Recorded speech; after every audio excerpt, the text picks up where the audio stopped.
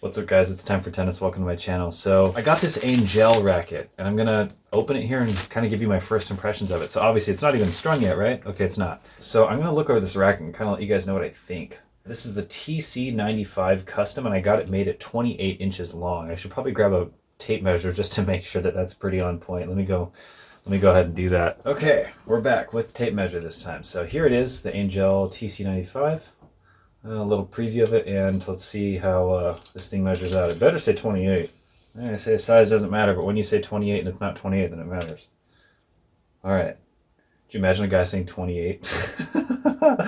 Oh my god, my channel's going to get demonetized. It's not monetized. It is exactly 28. Yeah, that's good. 28 inches. See? See, I told you. I don't know if you can see that, but yeah, it's 28 inches, so that's good. It passed the first test. From what I see, everyone that is a fan of Angell says that all the specs really come out to be on point. So I think in the manufacturing stage or whatever stage, they do a good job of making sure all the details are as expected. Huh, okay.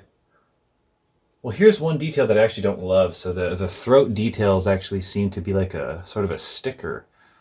I don't know. I don't really like that I can just feel the texture of that. I thought that there was that the inside of the frame was painted matte. But I guess that's not the case. It's just a matte sticker.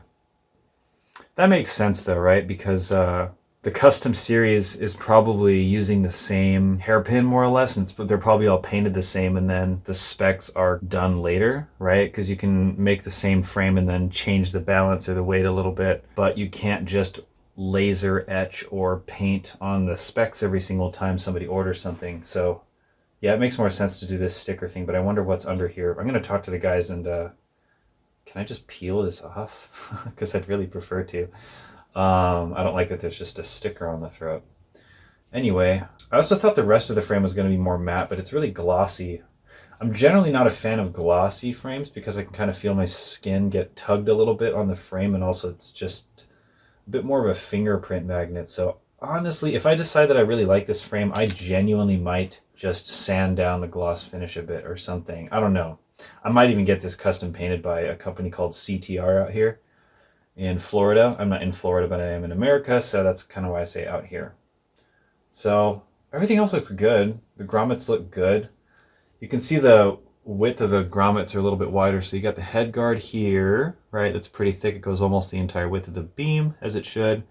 And then it tapers down just a little bit, actually.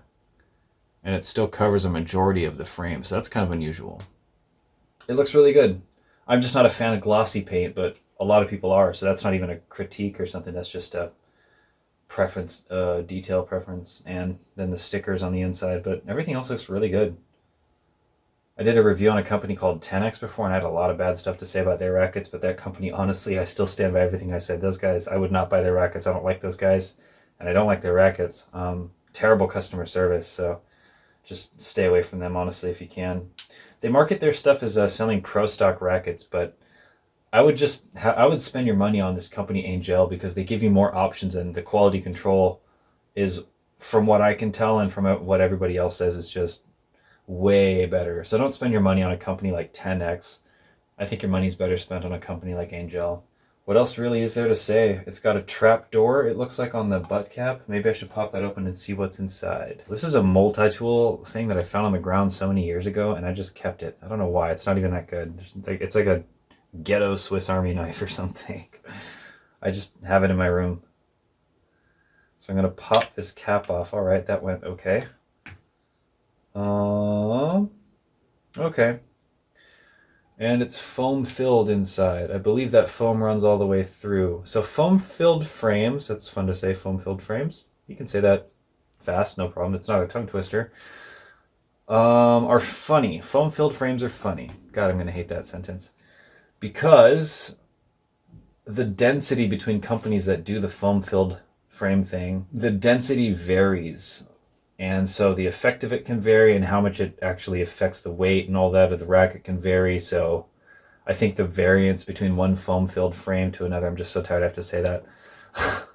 to another company that does this that I respect is Diadem. I don't know how you're supposed to say that, Diadem. And I also don't know how you're supposed to say Angel. Is it Angel or is it Angel? Because it has two L's. So why does the two L thing make me change how I want to say it here? I don't know. I don't know. I think it's a last name anyway, so maybe Paul should tell me how do you say Angel? Am I doing it right? Yeah, we'll see how that contributes to the feeling of this frame. Of course, I don't have a non-foam filled frame version of this TC95 to compare it to, but I think I know one foam filled frame to another enough because I've tried a few of them. I've tried, I think, most of the Diadem rackets, not that there are too many actually.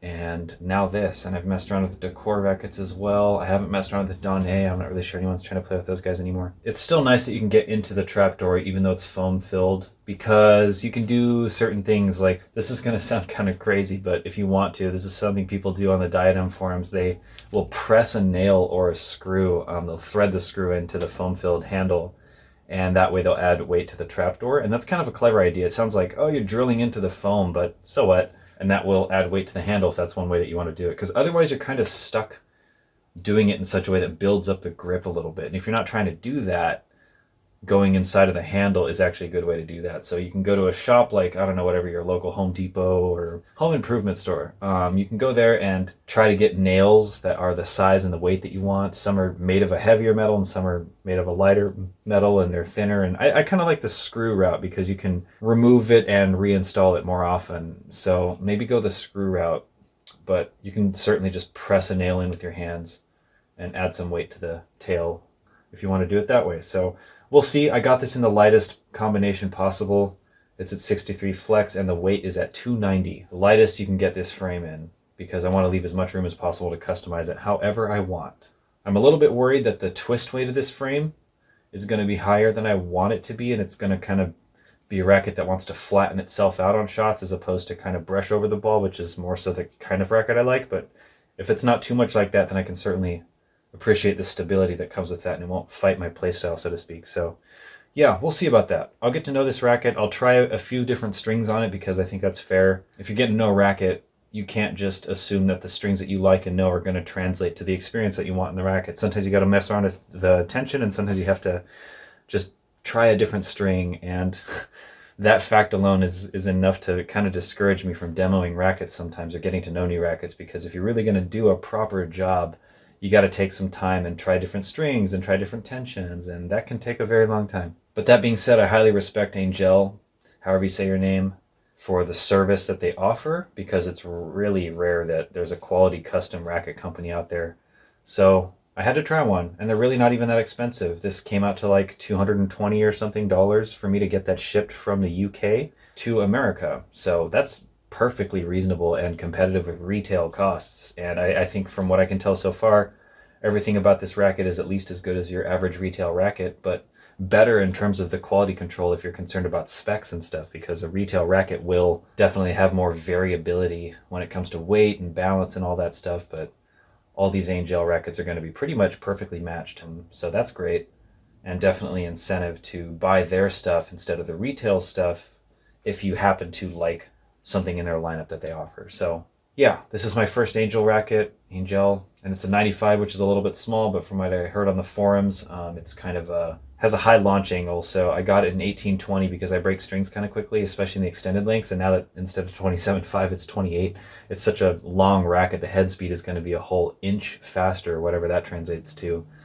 And yeah, it's just going to really be savage to the strings. And I heard that the 1619 on the 95 is actually really open. I just wanted to get a denser pattern, and I'm kind of a fan of the more dense pattern. I'll say this, and I should probably make a video on this about 1619 versus 1820, but one cool thing about 1820, if you can imagine this, so a 1619 string bed is going to have a certain range of elasticity, but if you add more strings to that, especially more crosses, you can kind of reduce that elasticity. So it means that the string bed overall is going to have less of a trampoline effect, like less trampoline potential, if you want to call it that. And that can be cool because for the 1820, I feel like you can drop the tension and still work within a more limited trampoline effect range, which is great, right? Because the 1619, for me, maybe you want more trampoline effect, but I feel like with the 1619, more often than not, I feel like I just have to keep going up in tension to sort of bring that trampoline potential, that whole thing up all the way up more because it's just so erratic sometimes. So I feel like 1619s, to bring the control element in and make your string bed a little more predictable, so to speak, I feel like I have to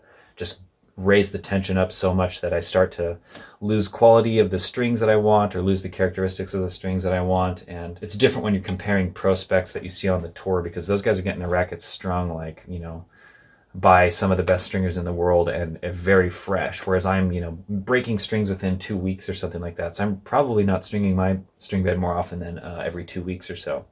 Maybe once a week or once every 2 weeks. It depends, because sometimes I have a few rackets and I'm cycling through them, but generally one racket lasts me 1 week's worth of tennis.